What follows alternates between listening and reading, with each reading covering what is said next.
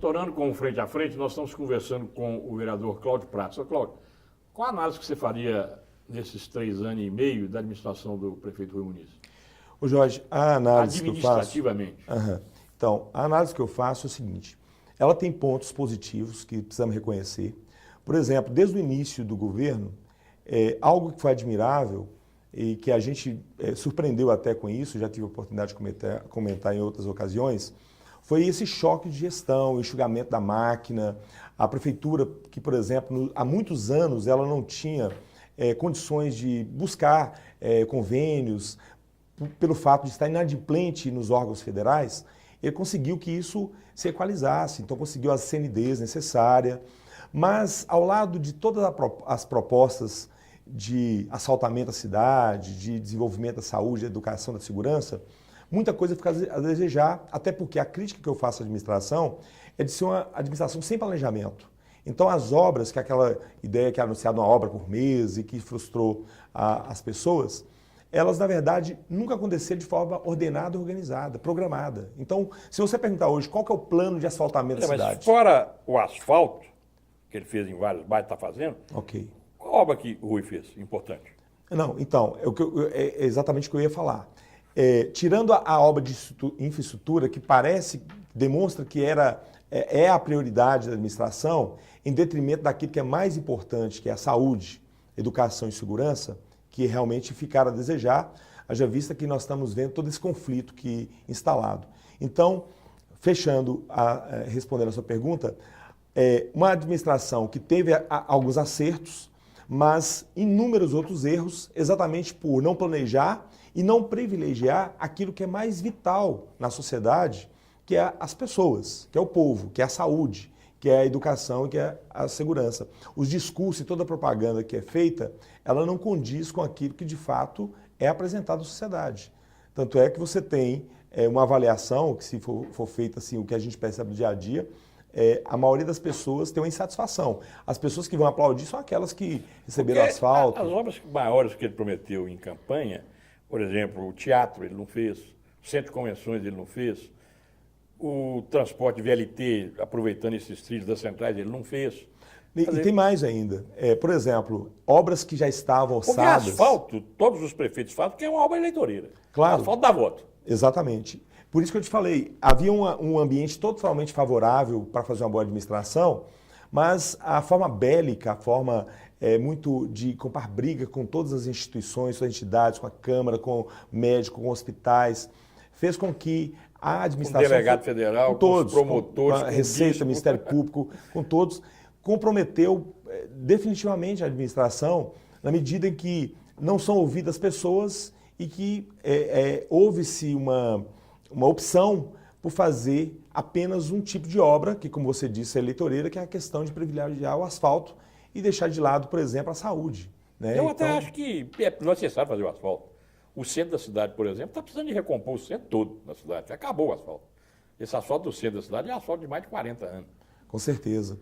Mas não pode se restringir só ao asfalto. Né? Não, concordo com você. E volto a dizer, todos sabem que a saúde ela é de fato a questão mais vital. Se esperava o quê de alguém que é médico, que tem compromisso, que se diz compromissado com a saúde e também com a educação. Você quer um exemplo da educação? Já havia uma aprovação do governo federal, recursos em caixas do Ministério da Educação para a construção do CMEIs. Vai terminar os 4 anos sem que um CMEI sequer tenha sido concluído e entregue para a população. E a desculpa é que a construtora não fez a licitação, mas enfim, a gente percebe um erro grave na administração de fato não privilegiar aquilo que é vital, saúde, educação e segurança pública. Mas você acha que essa prisão do prefeito vai prejudicar a reeleição dele? São situações difíceis de você prever. A princípio, a lógica é que sim, né? Uma prisão sempre repercute. Você acha que ele saindo, ele não pode se vitimizar, não? Ficar no papel de vítima? Eu não tenho dúvida que ele já está tentando isso, já é a proposta dele, exatamente essa, né? De dizer que a prisão é injusta, de que está sendo vítima de perseguição e tal. Eu não posso entrar em juízo de valor por não conhecer o processo, mas uma coisa que eu até me pronunciei na Câmara. Eu estou na Polícia Federal há 16 anos, acompanho a polícia e outras instituições que são parceiras, como o Ministério Público e o Judiciário. Não acredito absolutamente que a Polícia Federal ela está fazendo uma perseguição pessoal ao prefeito. Acho que tudo que está acontecendo... Aí ele fala que é perseguição política, que o delegado Marcelo Freitas gostaria de ser candidato a prefeito. Você acha que isso tem algum fundo de verdade? Não, não acredito absolutamente que tem fundamento. Até porque é o seguinte, o Judiciário e o Ministério Público, eles são o controle também da polícia, né? Então, a Justiça jamais iria conceder uma prisão se não tivesse embasado em motivos e razões de uma denúncia bem fundamentada, uma investigação bem feita, para resultar numa prisão. Haja vista que tivemos recentemente agora um habeas corpus negado pelo Tribunal Regional, mostrando claro que o colegiado não entendeu que a prisão é legítima. Então, só isso faz cair por terra essa tese de perseguição. Eu entendo que o que está acontecendo é que o gestor, o prefeito, está colhendo aquilo que, de alguma forma, ele deu causa. Ele plantou. Por exemplo, ao reter esses recursos da saúde, e isso foi uma briga que foi toda a Câmara, inclusive a bancada que apoia o prefeito, todos eles tentaram insistentemente, durante 2, 3 anos, juntamente com os hospitais que estavam sendo prejudicados, fazer com que o prefeito encontrasse outro entendimento que não fosse reter de forma indevida os recursos para os hospitais. Então, essa briga, que talvez tenha até uma intenção boa de melhorar a saúde, ela se perdeu na medida em que a forma como ele agiu para buscar a saúde foi de estrangular os hospitais e, ao mesmo tempo, comprar briga com outras instituições. Estrangulou, tanto que os hospitais até hoje estão estrangulados.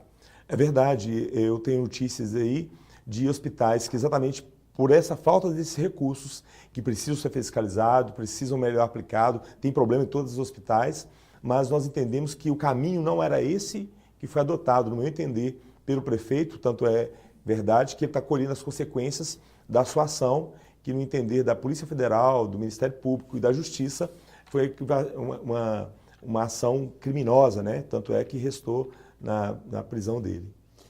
Nós vamos para mais um intervalo comercial e no próximo bloco nós vamos conversar com o vereador Cláudio Prato sobre a sucessão municipal, que nós estamos praticamente na boca dela aí em outubro. Um instantinho.